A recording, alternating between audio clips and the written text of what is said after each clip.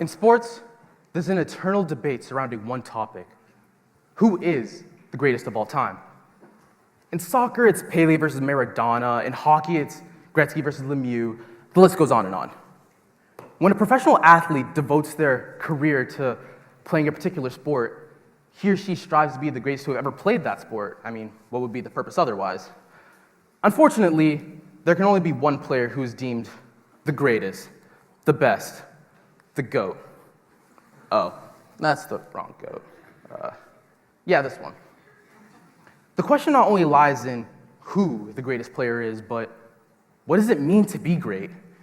Are there certain steps one must take to be considered the greatest, and can greatness even be grasped? If you don't know me, I'm a huge basketball fan. I know the game inside and out. Therefore, in the lengthy history of the game of basketball, there are 3 players who I have deduced to be candidates to be the greatest of all time. This first man was the first legend of the storied Boston Celtics franchise. Standing at 6'10", he towered over everyone else in the league. While most players were offensively focused, it was defense this man hung his hat on. He was a terrific on-ball defender with quick feet and long arms, enabling him to shut down anyone on the court. His greatest capability was his blocking prowess, rejecting shots into the stands or into teammates' hands.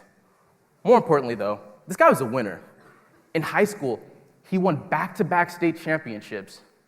In college, he won an NCAA national championship. And during his time in the league, he won an NBA record 11 championships in 13 seasons. 11! I mean, the next closest player, excluding all his teammates, of course, is Robert Horry, who won 7. And that's not including the fact that he won his last 2 titles as both a player and a coach. But what's more amazing than any of the awards or statistics is how hard this guy worked to be the great player he was, because he wasn't always a great basketball player. In fact, in his youth, he struggled with the game, and he was cut from his junior high team.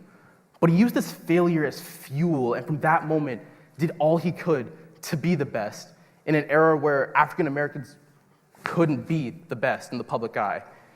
He played in an extremely racist era where he was denied awards and even hotel rooms just because of the color of his skin.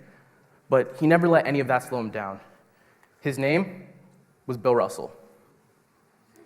This next individual was the face of the Indiana Fever franchise until her retirement this summer.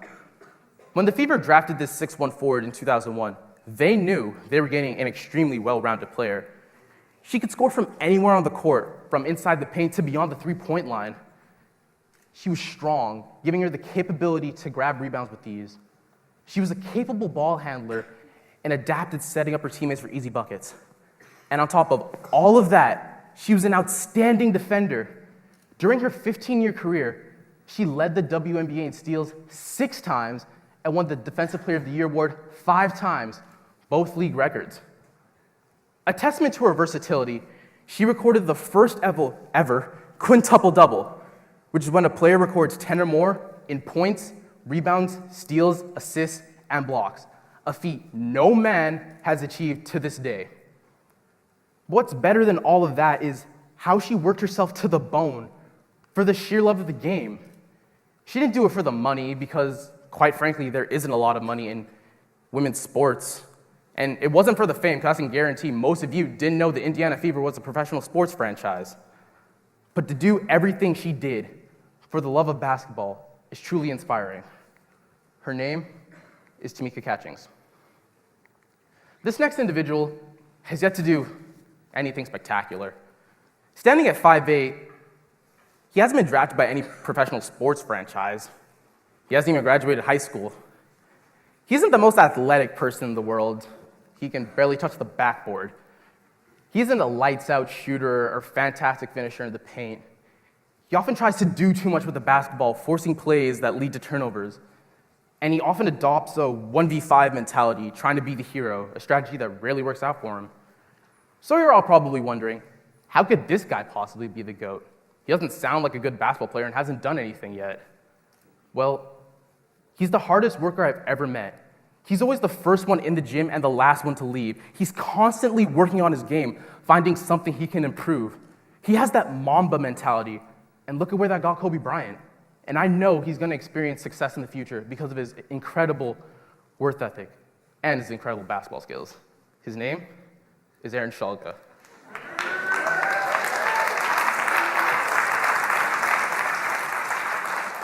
So, who is the GOAT? Is it the legendary Bill Russell, or the unique Tamika Catchings, or the unproven Aaron Schalke? The truth is, it's all of them. They're all their own GOATs because they worked as hard as they could to be the best they could, which is the most they could do, or in Aaron's case, is in that process. Greatness isn't measured by being the most popular, the best paid. It's about the work one puts in and the satisfaction that comes with knowing one did his or her own best to be his or her own best. You see, as children, we all have people we idolized and looked up to. I, for one, looked up to LeBron James, and that's okay.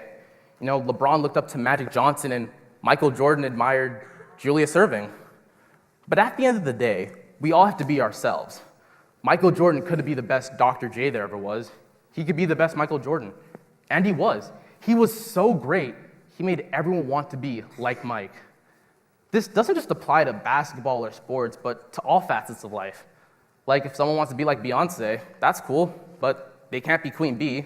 They have to be themselves. So I know I'm not going to be the next LeBron James, so I'm not going to try. What I will do is work my hardest to be my own GOAT. I hope you all do too, to be your own. Thank you.